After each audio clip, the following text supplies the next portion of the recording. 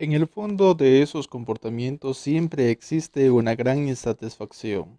muchas veces con la familia, pero de ese círculo se proyecta la sociedad, también opresiva, con la que tratan de romper, de tomar distancia,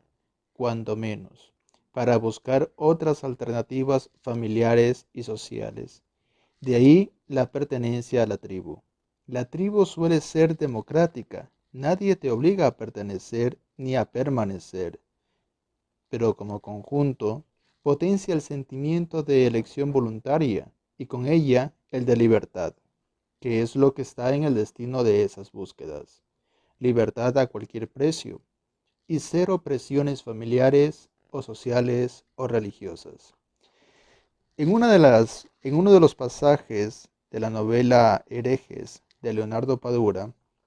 se hace un análisis a los grupos urbanos, especialmente aquellos grupos urbanos que surgen como producto de la represión social, una represión social instaurada por la política o por la religión. De hecho, el significado de hereje se explora en toda la dimensión posible, desde el plano religioso, que es generalmente el que más conocemos, y también explora en el plano político, como una dictadura, recordemos que Maduro es cubano, instaura unas reglas, en este caso, imposibles de romper, de desajustarse, que todo aquel que sea, en este caso, contrario a las normas o a las reglas establecidas, pues vendría a ser como un hereje o un contrarrevolucionario en la jerga comunista del sistema cubano. En ese sentido, la búsqueda de la libertad es básicamente lo que describe toda la novela de Leonardo Padura. En una parte anterior analizaba un fragmento, uno de los pasajes de la historia, una de las micronovelas que se esconde en esta gran novela de Leonardo Padura, que era sobre Elías Ambrosios en tiempos de Rembrandt y todo el significado posible que eso conlleva. De hecho, al finalizar, hace una especie de génesis. De hecho, tiene el título Génesis como una especie de epílogo a la novela. Y en ese sentido explora precisamente cómo se origina todo este malestar, todo el trasfondo religioso, político que vendría a desencadenar los hechos que cuenta la novela. La novela explora varios ámbitos de distintas épocas, no solamente de aquel primer escenario que se menciona al inicio de la obra como la Segunda Guerra Mundial, que precisamente es en un barco de judíos que intentan huir de los nazis cuando llega el cuadro de Rembrandt. Y a través de ese cuadro se va tejiendo una serie de elementos que permiten conectar las historias o las micronovelas a las cuales prácticamente a eso se adhiere. En ese sentido, Leonardo Padura explora esa búsqueda de la libertad. Pero el pasaje que estaba leyendo hace un momento habla de la búsqueda de la libertad de los jóvenes, de los adolescentes sobre todo. De hecho, el pasaje que estaba leyendo habla sobre la búsqueda de una chica que está perdida, de Judith Torres, que está completamente desaparecida. Y en ese sentido, Mario Conde es una especie de detective, una especie de Sherlock Holmes cubano que intenta encontrarla, guiado a sí mismo por unos mecanismos muy parecidos a los del personaje de Arthur Conan Doyle, a través de corazonadas o de inducción. En ese sentido, la novela se enfrasca precisamente en esos grupos urbanos, en una de sus secciones, no en toda la novela, y en esos grupos urbanos como una especie de respuesta a las presiones políticas del sistema o del medio. De hecho, por ejemplo, se dice claramente en una de las partes que en este caso los nuevos jóvenes o las nuevas generaciones ya no ven, por ejemplo, a los discursos como engañosos o como utopías, sino como una clara mentira, puesto que han visto envejecer a sus abuelos y a sus padres sin que las promesas de los políticos o del discurso oficial llegue a cumplirse. En ese sentido, la reacción de los grupos urbanos, de los adolescentes, es precisamente desajustarse de todo, incluso si eso conlleva a la liberación total del cuerpo. Ahora, en ese sentido, por ejemplo, se explora la novela, se enfrasca y utiliza uno de los grupos urbanos que eran muy populares o muy llamativos en la época donde yo estaba en el colegio, que era a principios de este siglo, principios del siglo XXI. Y en ese sentido explora, por ejemplo, el grupo de los emos. En la actualidad hay otros grupos urbanos u otros grupos de adolescentes, pero que al fin y al cabo son formas en que se manifiesta cierto alejamiento de lo que ocurre en la realidad. En ese sentido produce o provoca que los adolescentes tengan ese tipo de respuestas, que es como una especie de signo o de síntoma de que la sociedad no marcha del todo bien. Otra de las temáticas llamativas en este contexto es precisamente la influencia que tiene la literatura o la filosofía en los jóvenes o en los adolescentes. De hecho, Mario Conde, en el proceso de búsqueda de Judith Torres,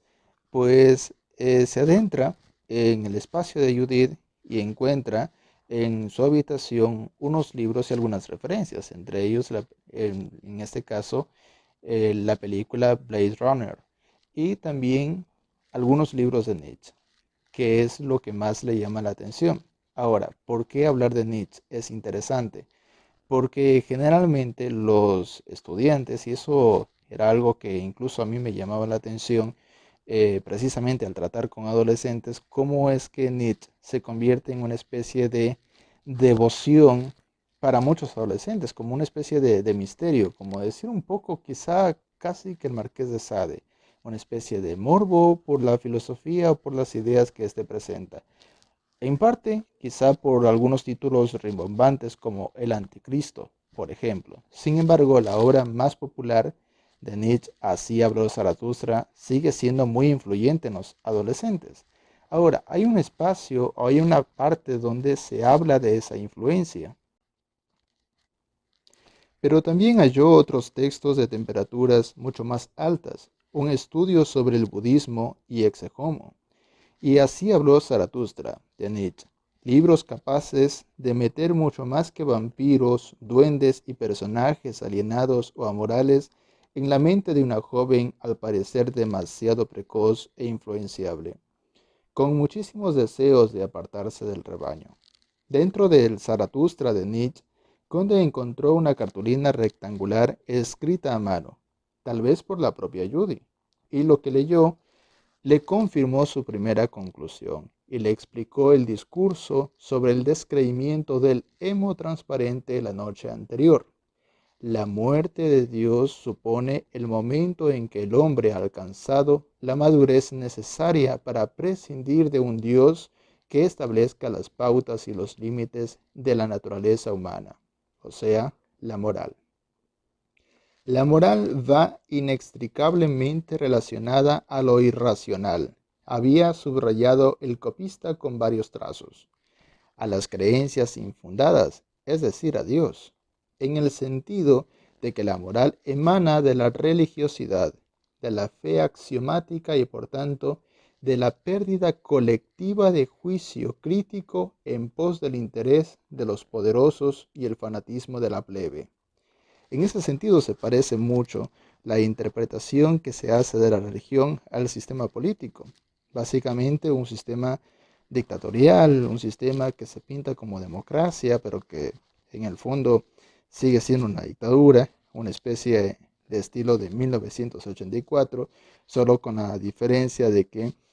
la masa, la plebe, como le llaman aquí, sostiene ese poder de alguna forma. En parte precisamente porque dice la pérdida colectiva de juicio crítico en pos del interés de los poderosos y el fanatismo de la plebe. En ese sentido, es una especie de reclamo que hace Nietzsche propiamente, que esas son expresiones muy propias de Nietzsche, a los poderes de la época, a los sistemas de la época, y algo que ya el mismo Nietzsche advertía, no solamente para la época, sino para los siglos que venían, para el 20 y para el nuestro, el 21. En ese sentido, Nietzsche se convierte en una especie de obsesión para los adolescentes, sobre todo para los adolescentes lectores en alguna medida. Obviamente que a la par que Nietzsche hay otro mundo de literatura que se puede descubrir, sobre todo obras como 1984 de George Orwell o Un Mundo Feliz de Aldous Huxley, ambas, incluyendo a Fahrenheit, por ejemplo, de Ray Bradbury. Esas novelas permiten, más allá de Nietzsche, crearse un escenario realmente sutil sobre la compleja realidad que nos domina, la compleja perspectiva o posición de la realidad que nos domina o que nos impone. Hay una serie de ideas que sirven de fondo para esta novela, desde lo que les comentaba, por ejemplo, los grupos urbanos, como una manifestación de los adolescentes o de los jóvenes frente al sistema, de la influencia de Nietzsche, por ejemplo, hasta, digamos, la persecución de los judíos, que también se narra en otro contexto de la misma novela, y también una cierta equiparación con lo que está ocurriendo al mismo tiempo en las colonias americanas o en las tierras americanas a través de un proceso de colonización. Todos esos contextos se exploran dentro de esta novela y sirven precisamente para tejer una especie de perspectiva realmente compleja y precisamente por ser compleja, enriquecedora de nuestra realidad.